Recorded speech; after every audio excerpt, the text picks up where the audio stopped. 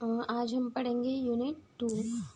इसके पहले हम फर्स्ट यूनिट पढ़े थे। फर्स्ट यूनिट में हम Christoffel symbols first kind second kind वो अपन फर्स्ट यूनिट में पढ़े थे क्रिस्टोफल सिम्बॉल के बारे में। अब सेकंड यूनिट में पढ़ेंगे अपन general theory of relativity. Okay, तो सेकंड यूनिट में हम पढ़ेंगे general theory of relativity. So इसमें आपको दो डेफिनेशन दिए हैं, principle of covariant and principle of equivalent. Okay, ये दोनों भी डेफिनेशन है वो आपको इम्पोर्टेंस है।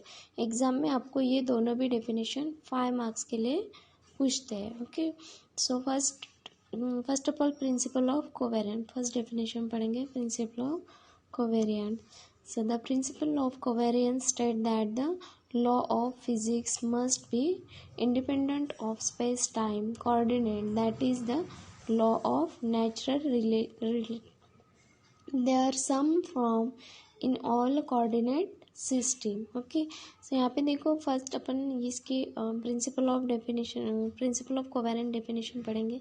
The law of natural remain covariant independence of form of reference. Okay, this statement is called the principle of general covariant. Okay, ये main definition हो गई किसकी, प्रिंसिपल ऑफ कोवेरिएंट की। ओके, सो आपको 5 मार्क्स के लिए ये दोनों भी डेफिनेशन पूछते हैं तो आपको इसका फॉर्मेट इतना लिखना पड़ेगा। Okay, so according to principle we must express all the physical laws of natural by means of equation in covariant form which are independent of coordinate system.